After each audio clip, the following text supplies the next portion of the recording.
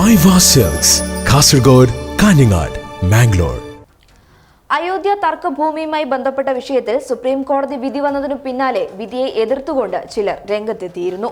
Supreme കോടതി വിധിയെ സ്വാഗതം ചെയ്യുന്നുണ്ടെങ്കിലും വിധിയിൽ തൃപ്തരല്ല എന്ന് ചില മുസ്ലിം സംഘടനകളും അറിയിച്ചതാണ്. എന്നാൽ ഇപ്പോൾ വിധിയിൽ പുനഃപരിശോധനാ ഹർജി നൽകുന്ന കാര്യത്തിൽ വ്യക്തമായ ഒരു തീരുമാനത്തിലെത്തിയിരിക്കുകയാണ് മുസ്ലിം വ്യക്തി നിയമ ബോർഡ്. അയോധ്യയിൽ പള്ളി പണിയാനായി സുപ്രീം കോടതി അനുവദിച്ചു തന്ന 5 ഏക്കർ ഭൂമി സ്വീകരിക്കേണ്ട എന്നും വിധിയിൽ പുനഃപരിശോധനാ ഹർജി നൽകാമെന്നാണ് ഇന്ന് മുസ്ലിം സംഘടനകൾ ചേർന്ന യോഗത്തിൽ തീരുമാനമായിരിക്കുന്നത്. വിധിക്കെതിരായ പുനഃപരിശോധനാ ഹർജി തള്ളുമെന്ന് 100% ഉറപ്പുണ്ടെങ്കിൽ കൂടിയും നിയമപരമായി മുന്നോട്ടു പോകാനാണ് യോഗത്തിൽ തീരുമാനമായത് എന്ന് ജമിയത്തുൽ ഉലമ ഹിന്ദ് നേതാവ് മൗലാന അർഷദ് മദനി പ്രതികരിച്ചു.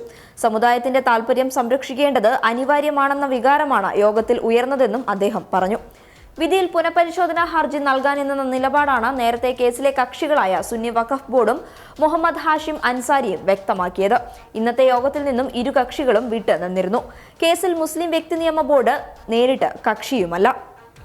അയോധ്യ വിധിയിൽ പുനഃപരിശോധന വേണമെന്ന നിലപാടാണ് സമസ്തയ്ക്കുള്ളത് എന്ന് Samastha general secretary K Alikutty Musliyar വ്യക്തമാക്കിയിരുന്നു. അയോധ്യയിൽ പള്ളി പണിയാൻ സുപ്രീം കോടതി നൽകിയ 5 ഏക്കർ ഭൂമി തങ്ങൾക്ക് അർഹതപ്പെട്ടതല്ല എന്നും സൗഹാർദ്ദപൂർവ്വം അത് നിരസിക്കണമെന്നുമാണ് സമസ്തയുടെ അഭിപ്രായമെന്നും അദ്ദേഹം കൂട്ടിച്ചേർത്തു.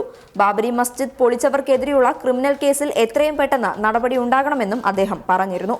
അതേസമയം കോടതി വിധിയിൽ റിവ്യൂ ഹർജി നൽകേണ്ടതില്ല എന്ന നിലപാടിൽ ഉറച്ചുനിന്ന സുന്നി വഖഫ് ബോർഡ് യോഗം ബഹിഷ്കരിക്കുകയും ചെയ്തു. നീതിയും സമത്വവും പാലിക്കുന്ന വിധിയല്ല കോടതി പുറപ്പെടുവിച്ചത് എന്നാണ് മുസ്ലിം വ്യക്തി നിയമ ബോർഡ് അംഗവും സുന്നി വഖഫ് ബോർഡിന്റെ അഭിഭാഷകനുമായ സഫറിയബ് ജിലാനി പ്രതികരിച്ചത്. തങ്ങളുടെ 67 ഏക്കർ സ്ഥലം കയ്യേറിയിട്ട് പകരം 5 ഏക്കർ തരുന്നത് എവിടുത്തെ നീതിയാണെന്നാണ് മുസ്ലിം വ്യക്തി നിയമ ബോർഡ് അംഗം കമൽ ഫറൂഖി ചോദിച്ചത്. യോഗത്തിൽ പങ്കെടുത്ത ET മുഹമ്മദ് ബഷീർ, അസദുദ്ദീൻ ഒവൈസി എന്നിവർ പുനഃപരിശോധനാ ഹർജിക്കായി വാദിക്കുകയും ചെയ്തു. News desk public Kerala.